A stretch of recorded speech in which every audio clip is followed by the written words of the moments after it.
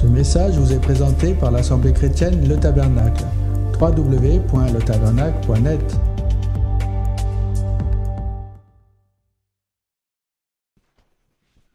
Une clé. Le pardon est une clé.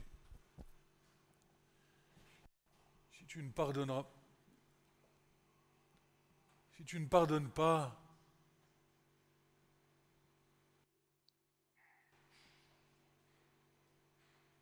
comment veux-tu suivre le Seigneur qui lui est pardon? Tu as le droit de faire des erreurs.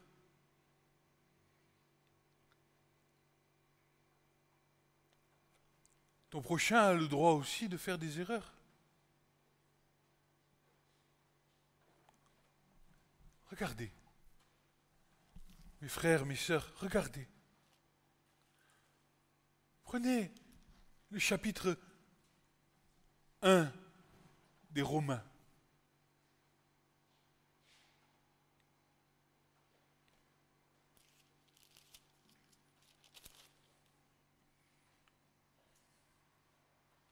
Pardon, chapitre 2.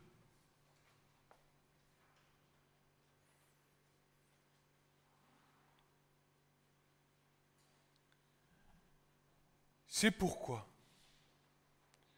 tu es inexcusable, ô homme, qui que tu sois qui juge, car en ce que tu juges autrui, tu te condamnes toi-même, puisque toi qui juges, tu commets les mêmes choses.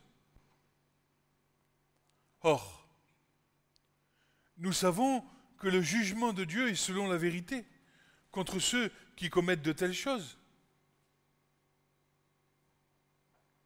Les choses qui t'empêchent de pardonner, bien sûr. Penses-tu, et Paul, j'aime bien Paul, moi, penses-tu, ô homme, qui juge ceux qui commettent de telles choses et qui les pratiquent, que toi aussi tu échapperas au jugement de Dieu? Et regardez les richesses du Seigneur. Où méprises-tu les richesses de sa bonté et de sa patience et de sa longue attente, ne connaissant pas que la bonté de Dieu te pousse à la repentance? Mais selon la dureté de ton cœur et selon ton cœur sans repentance, tu amasses pour toi-même la colère dans le jour de la colère et de la révélation du juste jugement de Dieu qui rendra à chacun selon ses œuvres. À ceux qui, en persévérant dans les bonnes œuvres, cherchent la gloire et l'honneur et l'incorruptibilité, la vie éternelle, mais à ceux qui sont disputeurs, qui désobéissent à la vérité et obéissent à l'iniquité, la colère et l'indignation, tribulation et angoisse sur toute âme d'homme qui fait le mal, du juif premièrement et du grec. Mais gloire, honneur et paix à tout homme qui fait le bien, aux juifs premièrement et aux grecs. Car, écoute bien ça, il n'y a pas d'acception de personne auprès de Dieu.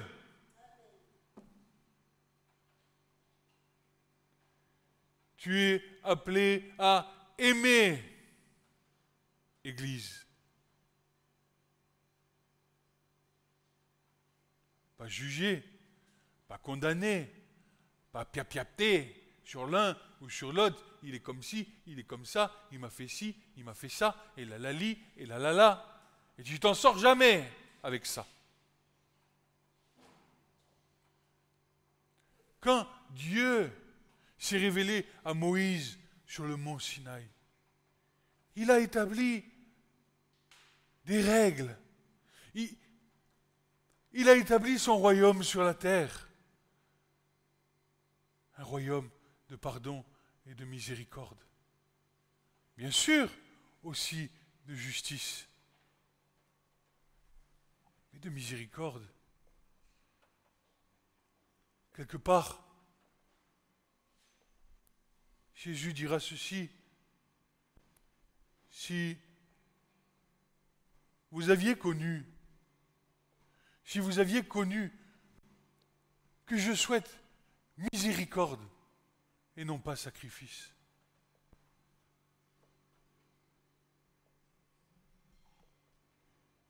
Tu as besoin de faire grâce à ton prochain, aux Juifs, aux Grecs, aux païens, aux musulmans et à tout homme qui peut se nommer sur cette terre.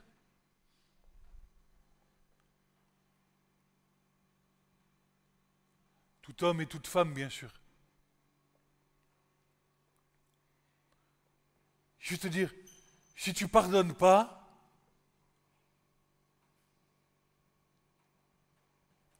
c'est comme si Jésus était venu pour rien sur la terre. Et ça ne sert à rien de confesser son nom.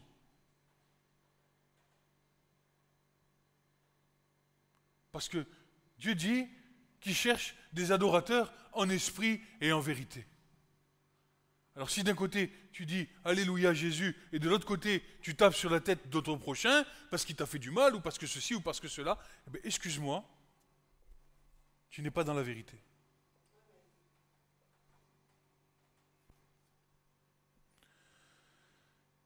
Vous serez saints car je suis saint. C'est ce que Dieu déclarera à son peuple en descendant sur le mont Sinaï. Il va descendre, il va donner ses règles, les règles de sainteté. Vous serez saints. Lévitique 20, verset 26. Vous serez saints car je suis saint. À quoi bon la sainteté de l'Église? À quoi bon la sainteté du peuple? La sainteté du peuple est une nécessité pour que l'Église, pour que l'Assemblée des saints puisse transmettre les valeurs du royaume de Dieu en pureté. Justice d'un côté, miséricorde de l'autre. Tout est une question d'équilibre. Et s'il demeure encore des scories sur nos cœurs, s'il demeure encore des choses qui ne sont pas réglées dans nos vies, comment allons-nous pouvoir manifester la pureté de ce qui est saint là-haut? Je comprends que ça soit dur. J'y arrive pas. Le Seigneur va le faire.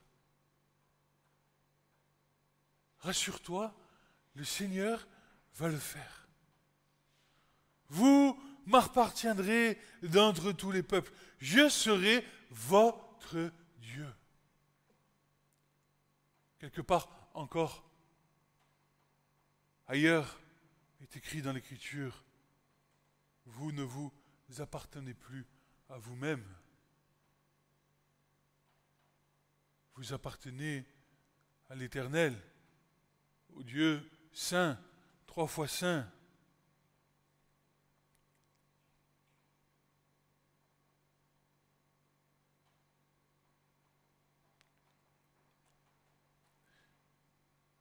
Ce que je voudrais vous exprimer ce matin, essayer de vous transmettre,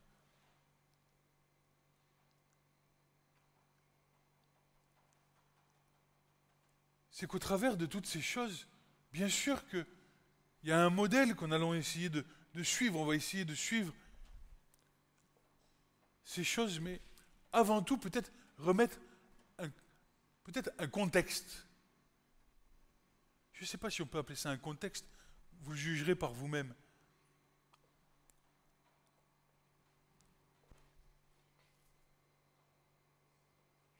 Dieu ne fait pas les choses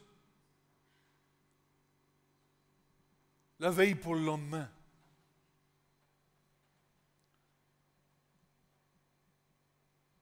Christ, manifestation de la gloire de Dieu.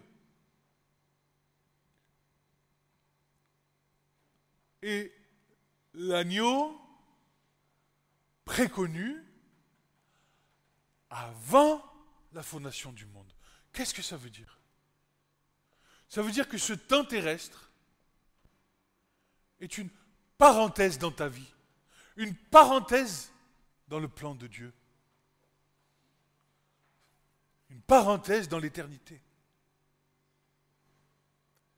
Dieu a un plan.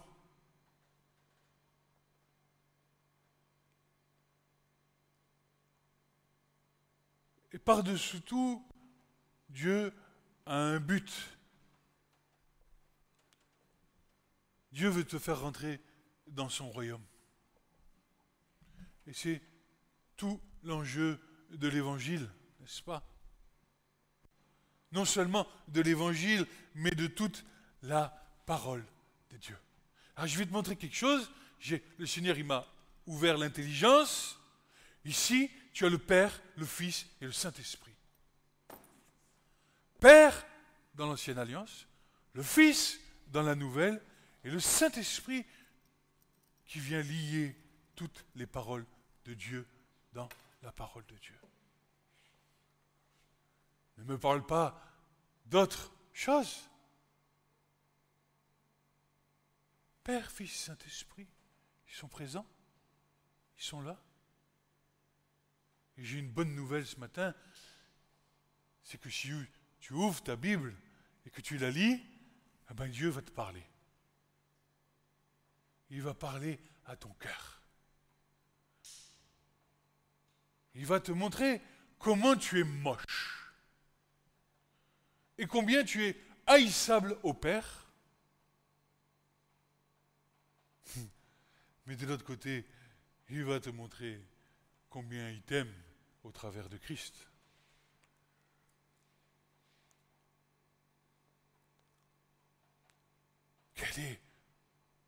Qui, et Paul dira, qui sondera la hauteur, la largeur, la profondeur, l'amour de cœur de Dieu, n'est-ce pas? Si ce n'est l'Esprit de Dieu. Car qu'est-ce qui sonde les profondeurs de nos cœurs? N'est-ce pas l'Esprit de l'homme?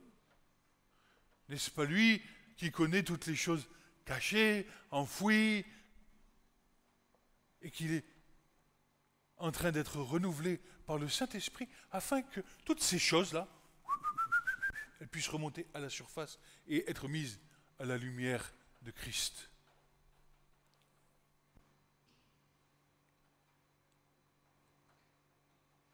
Pourquoi?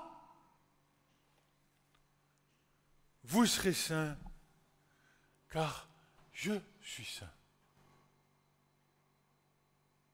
L'évangile n'est pas une foutaise, ce n'est pas une doctrine, ce n'est pas de la psychologie, c'est une réalité vivante, une révélation du Dieu vivant.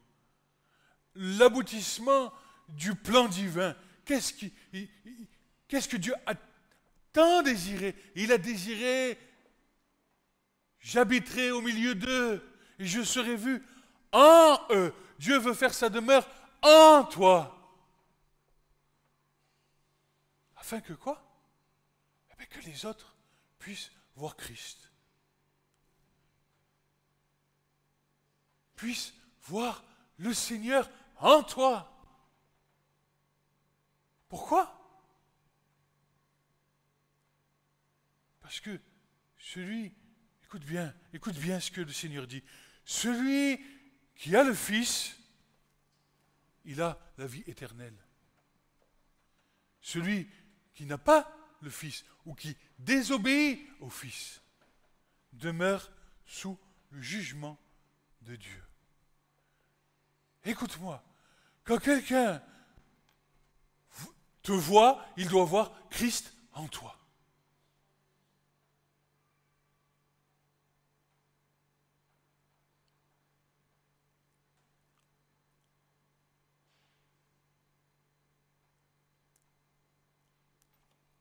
De tous ceux que tu m'as donnés, Père, je ne veux aucun d'entre eux ne se perde. Aucun d'entre eux ne se perde, ne périsse. Et ce matin, j'aimerais vous communiquer, vous transmettre le rôle de l'Église sur terre. Quel est ce rôle? Être assis sur une chaise, venir louer le Seigneur, ou communiquer les richesses du royaume de Dieu aux âmes languissantes, aux âmes qui sont desséchées, aux âmes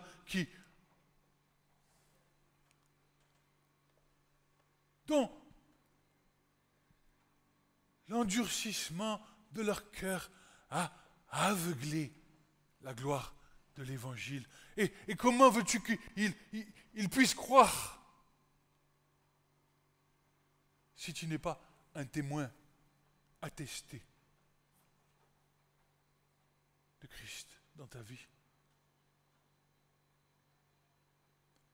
La façon dont tu vis, la façon dont tu parles, la façon dont tu vas manifester l'amour de Dieu à l'égard de la personne que tu as en face de toi. De lui dire, viens, une parole, je t'aime. Je t'aime, non pas parce que je t'aime, je t'aime parce que Dieu t'aime. Je t'aime parce que tu es unique. Et je te dis, tu es précieux aux yeux de Dieu.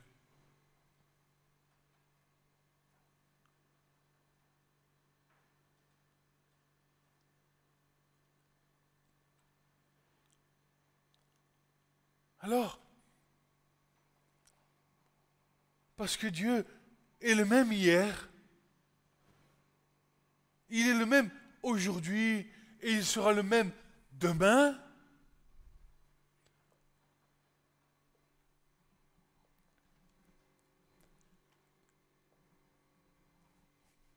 que nous sommes finis,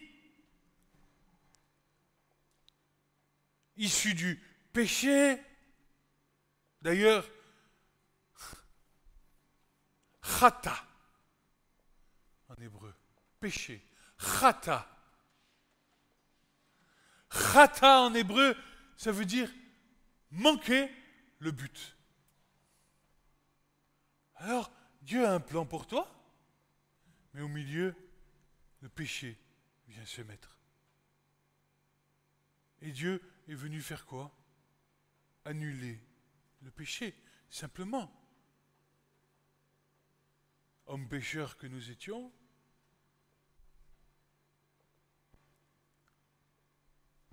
il nous a pardonné. Qu'est-ce qui s'est passé à la croix? Le voile qui était dans le temple, qui empêchait l'homme, à cause du péché, une séparation. Le voile s'est complètement déchiré. Et désormais, par le sang du sacrifice, nous avons accès au trône de la grâce. Sans effusion de sang, pas de pardon. Le péché demeure. Et c'est pourtant très clair, mais plus que clair dans la première alliance. Et plus je lis la première alliance, et plus je me dis, mais comment mes frères juifs, ils ne voient pas ça? Comment ils font pour ne pas le voir? Et Dieu me répond, t'inquiète pas, J'ai mis un voile devant leurs yeux, afin que, quand ils vont entendre, ils n'entendent pas. Quand ils vont voir, ils ne voient pas. C'est l'affaire de Dieu.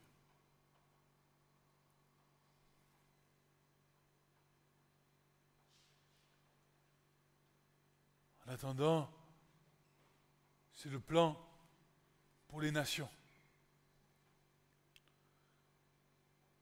Nous qui n'avions aucun droit de cité, nous qui n'avions aucun Dieu, nous qui n'avions aucune loi, si, bien sûr que si, bien sûr que si, une très belle loi même, une loi tellement merveilleuse, c'est la loi de ta conscience, mais incapable de l'écouter. Toujours à repousser les limites jusqu'à ne plus savoir où se trouve le bien du mal. C'est là que la loi intervient. La loi, elle est pour venir rappeler à ta conscience que tu es pécheur. Et la grâce vient te dire que le péché a été brisé à la croix.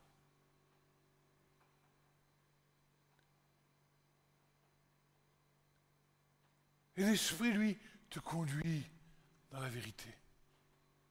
Et il prendra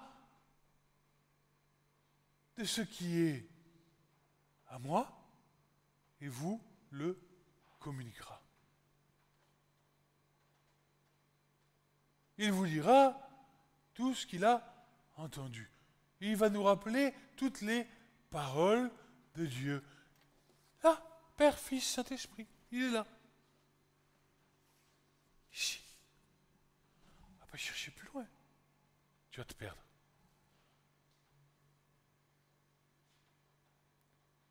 Moïse avait reçu comme ordonnance de la part de Dieu de bâtir une maison à l'Éternel. Moi, dites-moi, qui a le plus d'honneur? Celui qui bâtit la maison ou la maison elle-même? Moïse était la préfiguration. Moïse avait reçu une révélation de une ombre des choses à venir, nous dit l'Écriture. Pourtant, même si c'était l'ombre des choses à venir, Moïse va dire ceci, ou du moins Dieu va dire ceci à Moïse, il va lui dire ceci. Écoutez bien.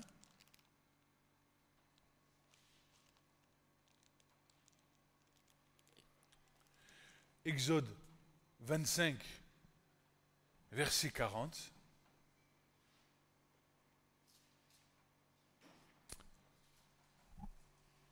Regarde Moïse.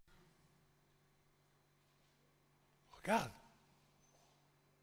Qu'est-ce qu'il était en train de voir? Il était monté sur la montagne. Qu'est-ce qu'il voit?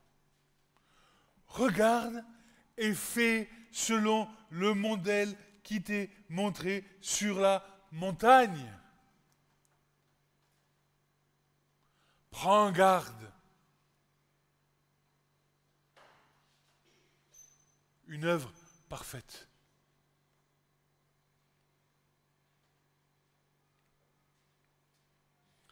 Alors, on continue parce que Moïse, ayant obéi à Dieu, Moïse ayant reçu une pression spirituelle énorme d'être responsable de tout le peuple d'Israël. Moïse avait reçu la responsabilité de conduire ce peuple dans la sainteté. Moïse,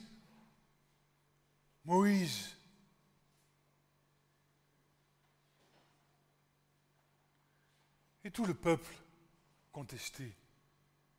Tout le peuple était en contestation avec Moïse. Frères, sœurs,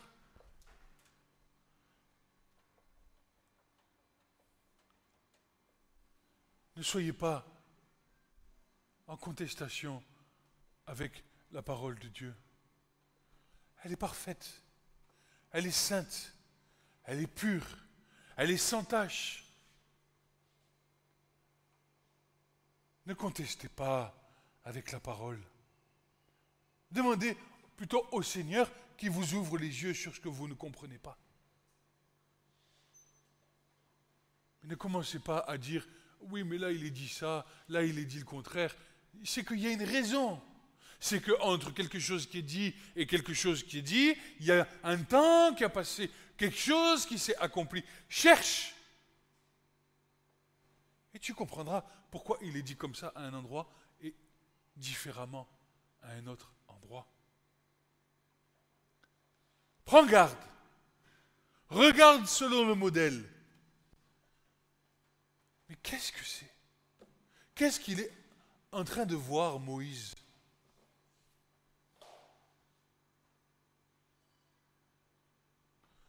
Moïse est en train de voir le Christ.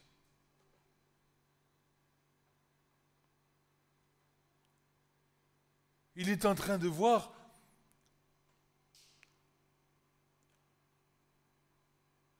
tous les détails,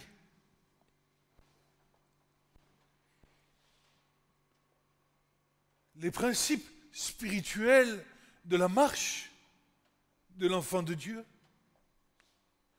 Il est en train de voir les principes spirituels du service auprès de Dieu. Il est en train de voir ce que finalement serait l'Église.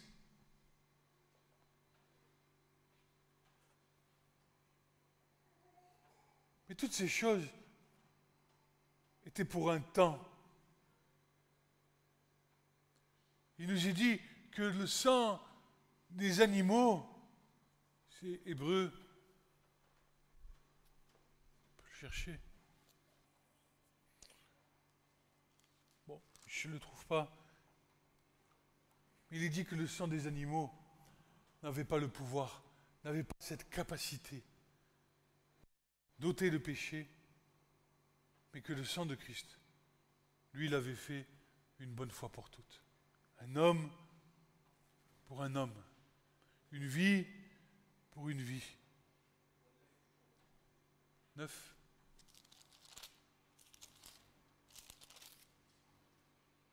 Car si le sang, Hébreux 9, verset 13, merci Hugo. Car si le sang des boucs et des taureaux et la cendre d'une génisse avec laquelle on fait aspersion sur ceux qui sont souillés sanctifie pour la pureté de la chair, combien plus le sang de Christ qui, par l'Esprit éternel, s'est offert lui-même sans tache,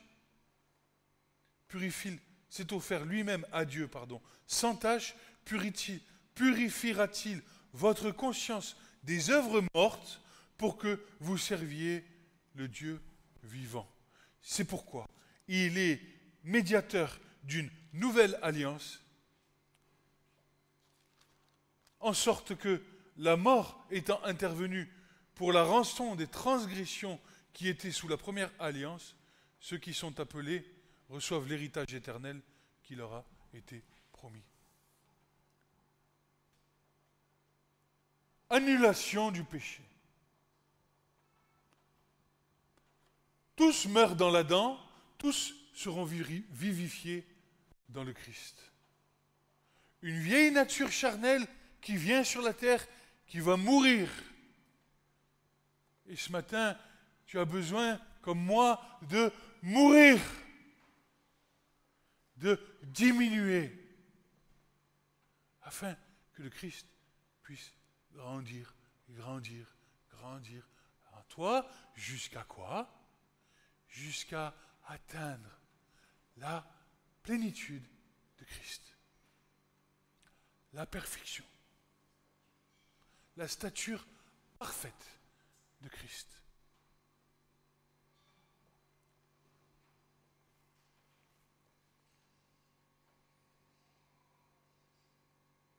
Regardez la similitude.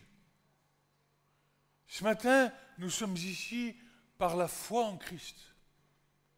Ce matin, nous avons saisi l'œuvre de la croix. Alors, écoute, par la foi en la croix, tu es saint. Tu es saint parce que nous venons de le lire, Jésus te sanctifie. Tu es saint, mis à part pour le royaume de Dieu, en prévision de la rédemption éternelle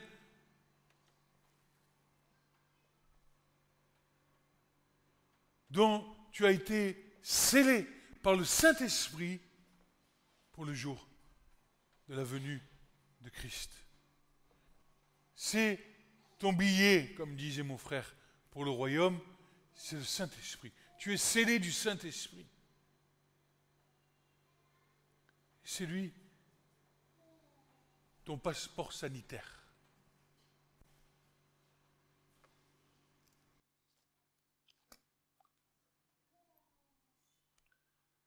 Écoute, le parallèle.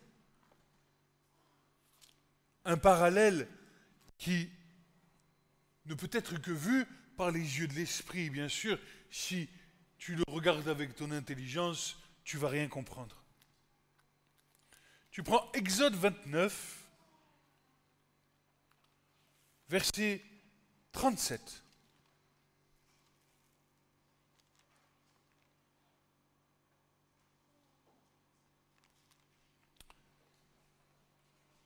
C'est incroyable ce qui est écrit ici.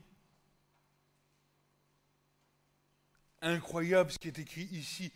Pendant 7 jours, tu feras propitiation pour l'autel.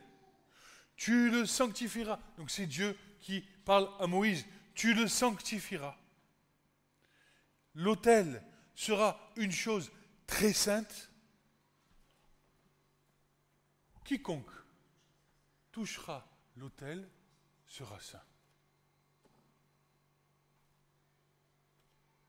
Parallèle. Vision prophétique. Tu es à Moïse, là. Tu es sorti de l'Égypte. C'est combien de temps avant le Christ? 3000 ans. Qu'est-ce qu'a vu Moïse? Les règles de sainteté. La pureté de Dieu. Moi, Dieu, oh Dieu, dira Moïse, fais-moi voir ta gloire. Fais-moi voir ta gloire. Moïse, tu ne te rends pas compte de ce que tu me demandes. Je t'aime, Moïse. Il nous est dit que l'Écriture, il parlait bouche à bouche.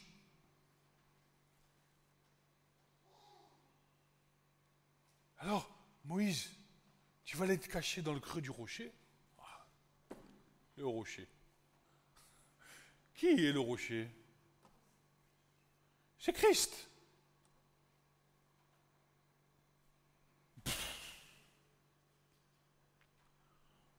Mais on a besoin de révélation.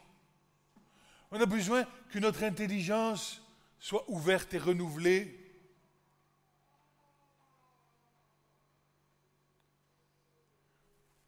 Nul ne peut voir Dieu sans mourir. Qui a fait connaître le Père? Christ, qui est sorti du sein du Père, le rocher.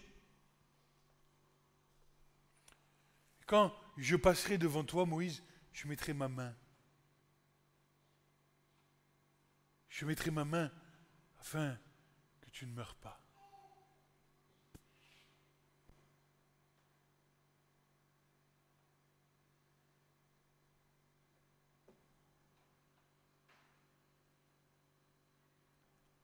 Alors, nous qui avons été sanctifiés, mis au bénéfice du sang du Fils de Dieu. Vous savez,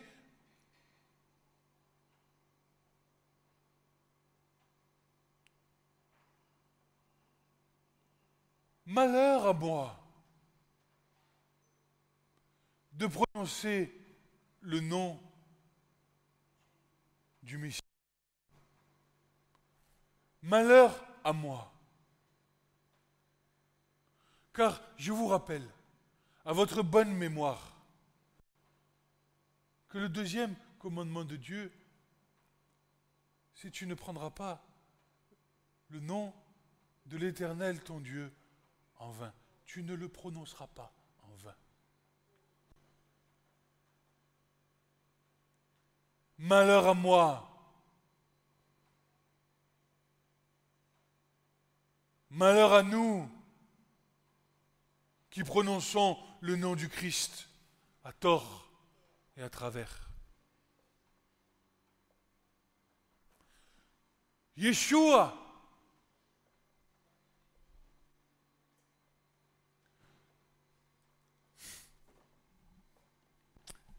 Pourquoi croyez-vous que les Juifs ne disent pas Adonai, ne disent pas Elohim, ils disent Hachem, le nom. Car il est saint, imprononçable, pur.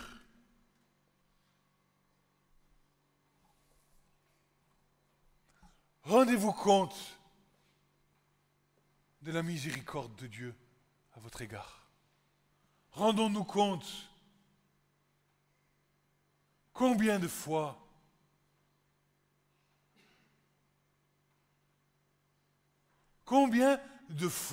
dites-moi, Jésus, Jésus, Jésus, et nos vies tordues, nos vies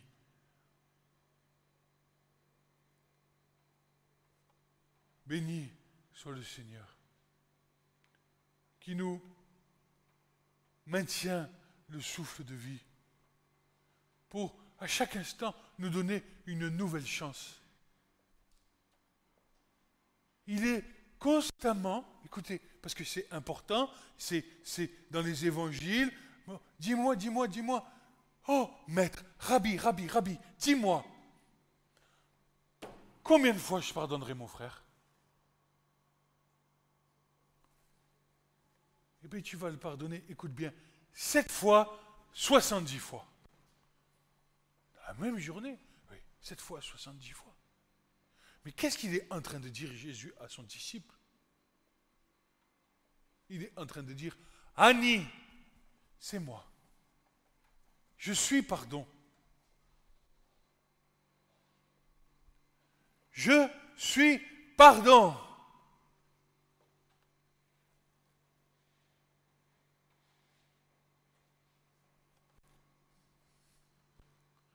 Rappelez-vous du Fils, des sacrificateurs,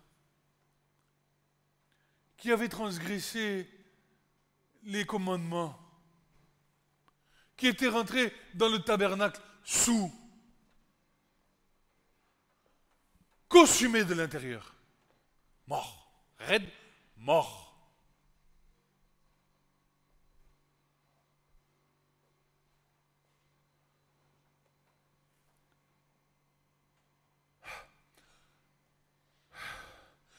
L'autel est une chose très sainte.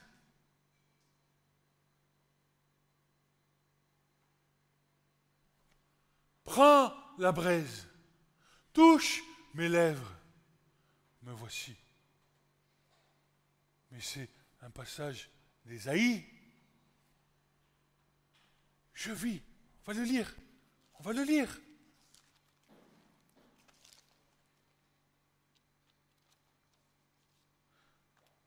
Ah, écoutez, Ésaïe chapitre 6.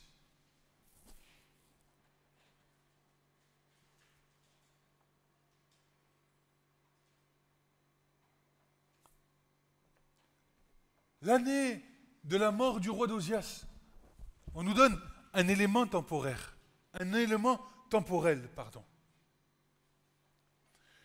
Je vis le Seigneur assis sur le trône haut et élevé.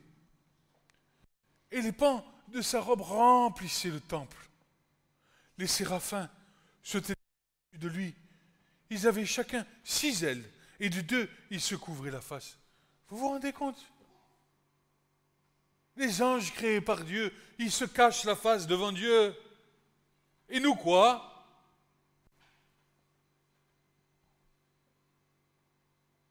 De 2, ils se cachaient la face. De 2, ils se couvraient les pieds. Et de 2, ils volaient. En fait, ils étaient entièrement couverts. Leur nudité était cachée. Et l'un criait à l'autre. Écoutez, Saint, Saint, Saint est l'Éternel des armées.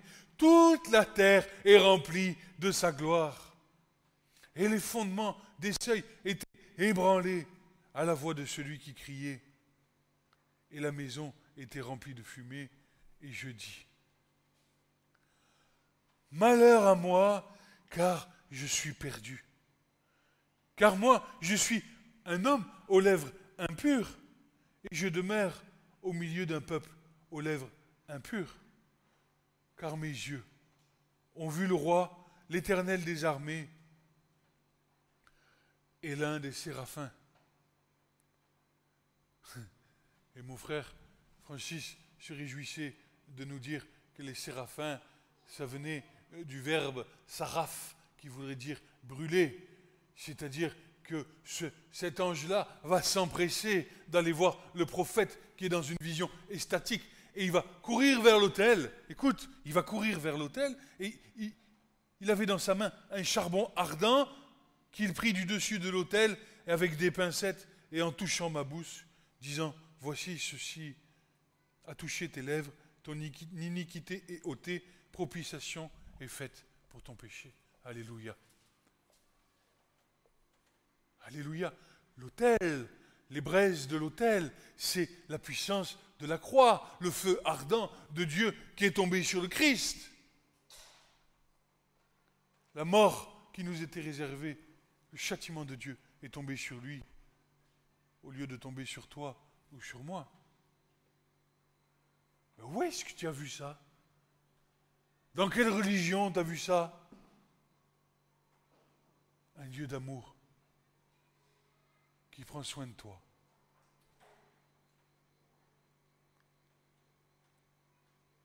Et puis, je vous laisse lire la suite. Et j'ai entendu la voix du Seigneur qui disait, « Qui enverrai-je? Et qui ira pour nous ?» Et tu as le Fils qui est là, et qui répond. Et je dis, « Me voici, envoie-moi. »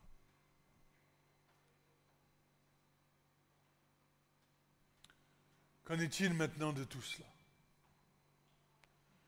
Quel devait être notre comportement? Quel devait être notre honneur? Vous savez, écoutez, j'ai un verset qui m'a valu une contestation de la part d'un frère qui n'est pas dans cette assemblée, mais une contestation où il m'a dit, c'est mal traduit. Paul va dire ceci, travaillez avec crainte et tremblement à votre salut. Et le frère s'est opposé à moi. Ouais, mais non, ça y est, Jésus l'a payé. Alors, ça m'a interpellé. Et parce que j'aime le frère que j'ai en face et qui j'entends sa contestation, je vais aller regarder le texte qui est en hébreu là caché. Alors écoutez. Ce mot crainte qui est là, il a la connotation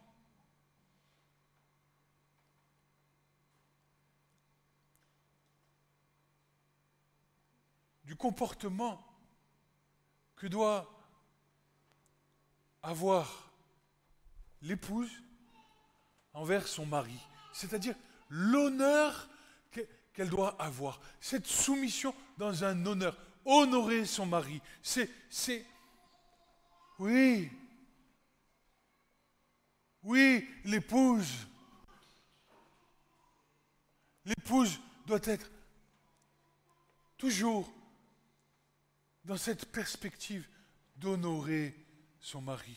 Et nous qui sommes l'épouse de Christ, nous avons ce devoir de travailler avec crainte, avec honneur, avec révérence pour honorer le Christ qui est notre époux.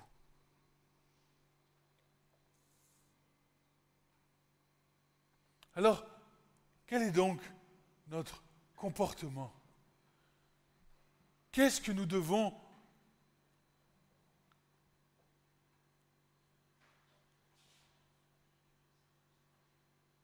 Qu'est-ce que l'Écriture nous enseigne?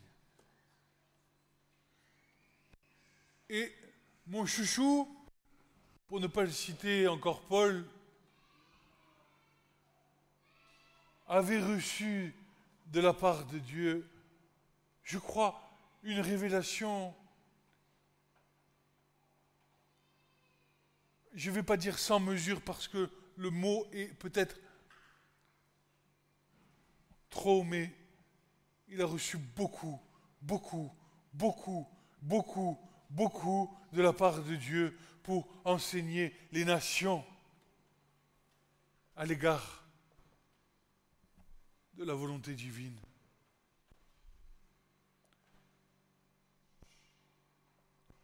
Souviens-toi que tu es païen,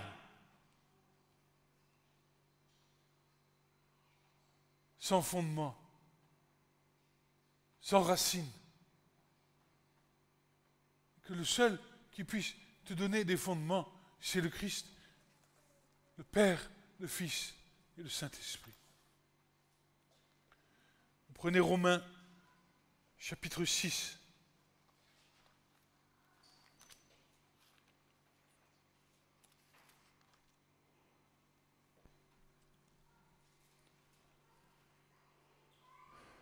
Versets 1 à 7.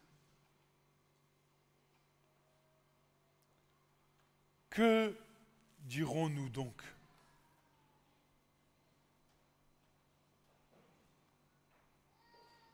Nous avons compris que la loi de Dieu, les commandements de Dieu étaient là pour rappeler à notre bonne conscience les limites.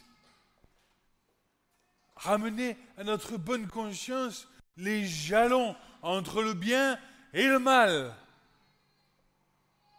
Parce que nous ne savons pas entendre nos consciences. Quand ta conscience te dit « ne fais pas ça »,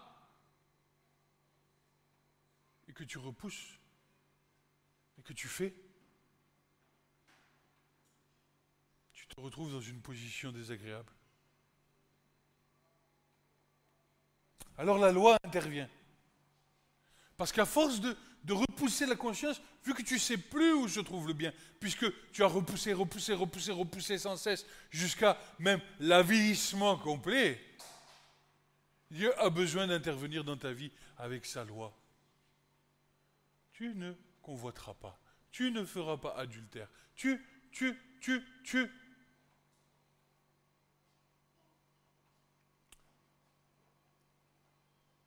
Alors certains du temps de Paul disaient ceci, mais mais puisque Dieu m'a gracié, je peux continuer ma vie comme bon me semble.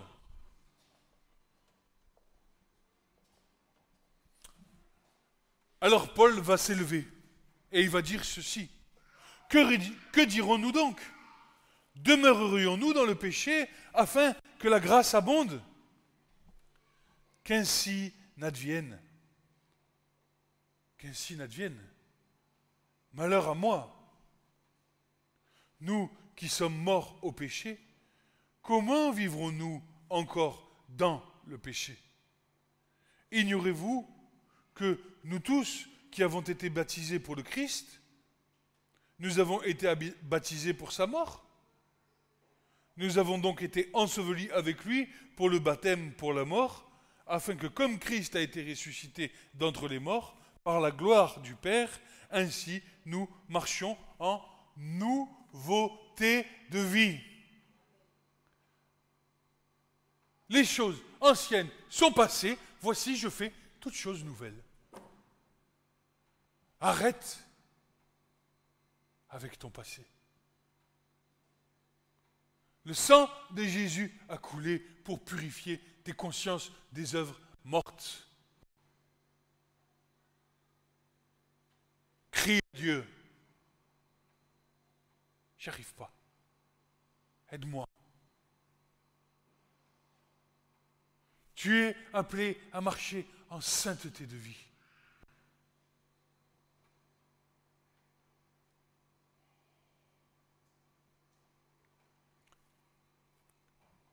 Baptisé, immergé sous l'eau, la vieille nature, sous les eaux. Tu ressors de l'eau en nouveauté de vie.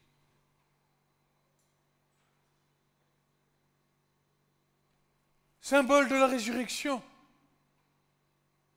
Prophétiquement.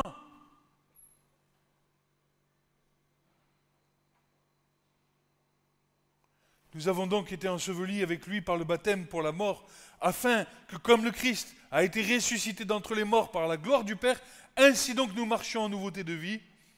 Car si nous avons été identifiés dans la ressemblance de sa mort, nous serons donc aussi dans la ressemblance de sa résurrection, sachant ceci,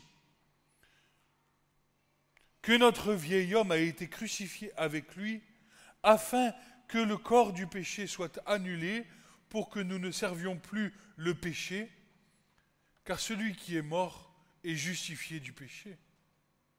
Or, si nous sommes morts avec le Christ, nous croyons que nous vivrons aussi avec lui, sachant que Christ, ayant été ressuscité d'entre les morts, ne meurt plus. Ben voilà, la vieille nature qui meurt, et tu es ressuscité en résurrection de vie pour éternellement avec le Christ. Voilà. Demeure cette loi du péché en nous, je tiens à le préciser. Mais Jésus t'a rendu libre. Libre à l'égard du péché. Tu es libre. Libre à l'égard de ses commandements. Il n'y a pas d'interdiction. Tu es libre. Seulement, n'ignore pas les conséquences de tes choix.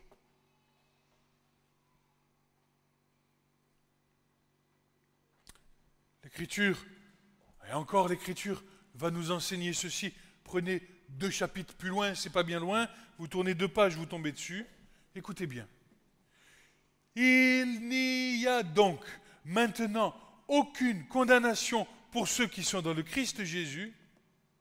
Et voilà, regardez l'œuvre merveilleuse de la croix, regardez ce que Jésus est venu faire, regardez comment il vous a racheté, libéré, guéri.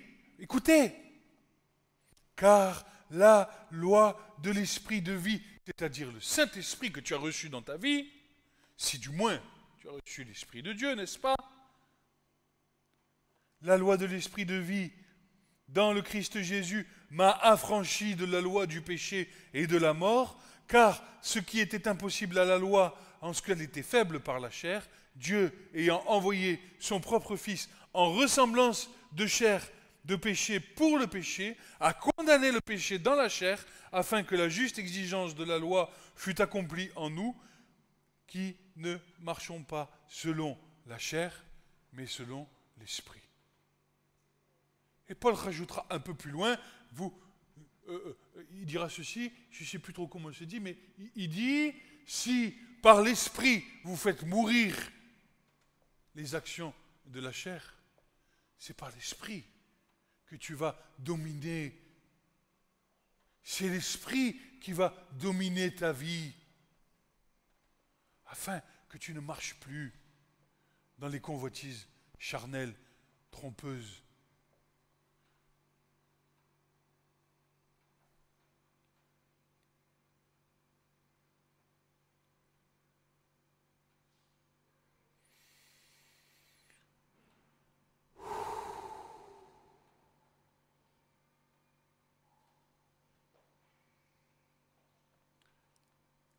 Écoutez,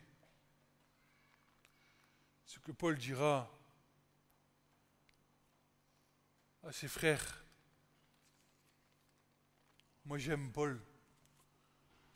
J'aime Paul autant que j'aimais Francis.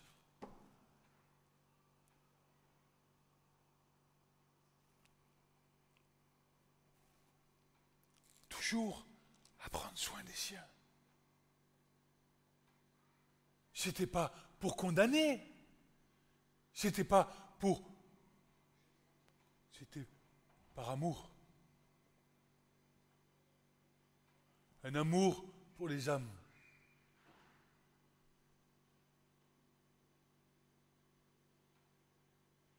Écoute bien. Galates 5, verset 13. Car vous, frères, sœurs, vous avez été appelés à la liberté.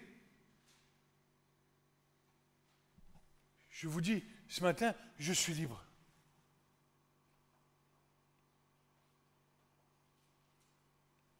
Seulement, n'usez pas de cette liberté comme une occasion pour la chair, mais par amour. Servez-vous l'un l'autre. Car toute la loi est accomplie en une seule parole, dans celle-ci. Tu aimeras ton prochain comme toi-même. Mais si vous vous mordez et vous dévorez l'un l'autre, prenez garde. Prenez garde que vous ne soyez consumés l'un par l'autre. Et encore une fois, Paul avait atteint cette maturité de la vie dans l'esprit, que nous sommes tous appelés à atteindre.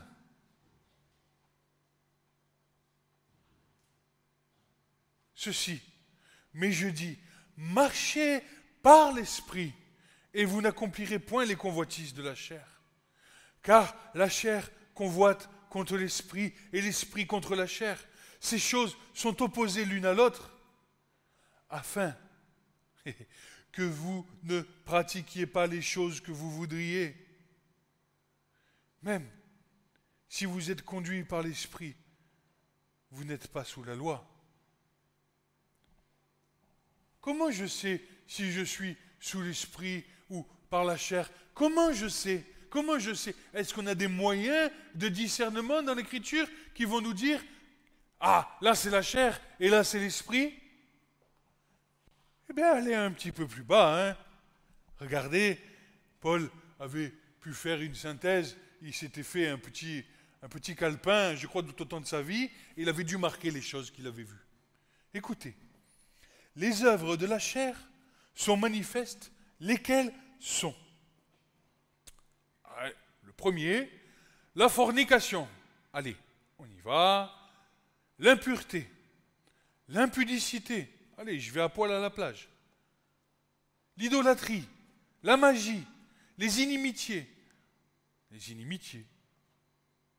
les querelles, les jalousies, les colères, les intrigues, les divisions, les sectes, les envies, les meurtres, les ivrogneries, les orgies et les choses semblables à celles-ci, au sujet desquelles je vous déclare d'avance, comme aussi je l'ai déjà dit. Écoute, entends bien, je l'ai déjà dit, que ceux qui commettent de telles choses n'hériteront pas du royaume de Dieu. Alors, moi je vais rajouter, parce qu'ailleurs c'est marqué différemment, ceux qui commettent de telles choses et qui prennent plaisir dans des choses comme ça,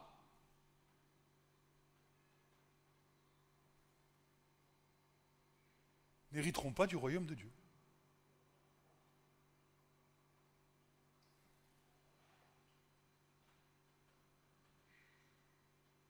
C'est saint.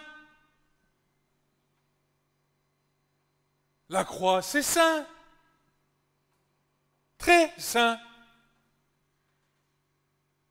On rigole pas avec ça.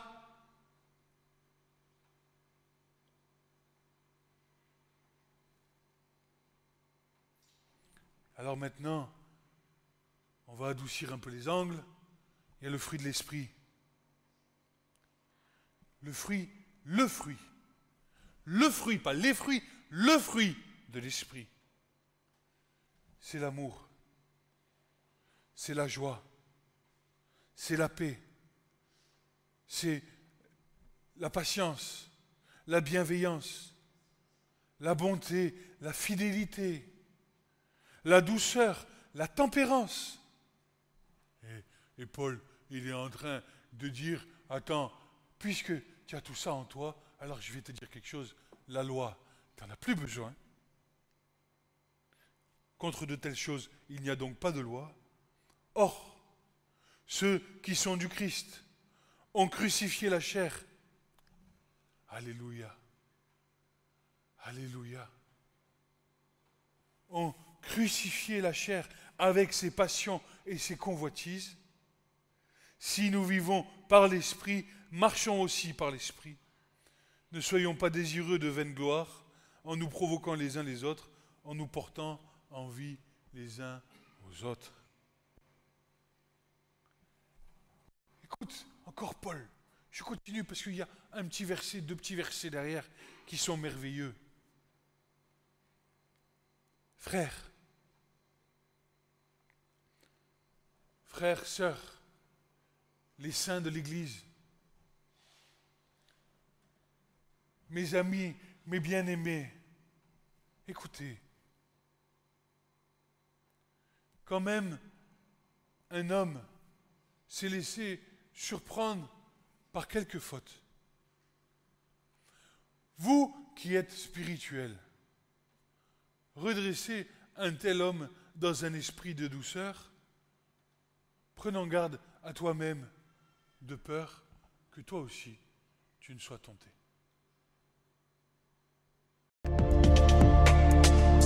Ce message vous a été présenté par l'Assemblée chrétienne Le Tabernacle. www.letabernacle.net